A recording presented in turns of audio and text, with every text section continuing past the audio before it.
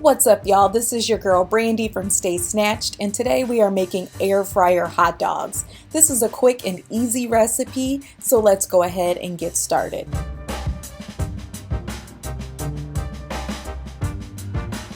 First, go ahead and cut small slits into the top of your hot dogs. You can cut those either horizontal or diagonal, whichever way you prefer. This will keep the hot dogs from exploding in the air fryer, and it'll also give them a better looking appearance.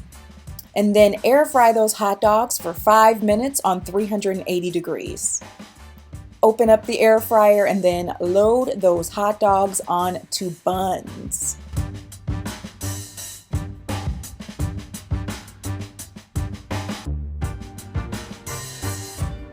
And then air fry them again for another 3 minutes on 380 degrees or until you think they're done to your level.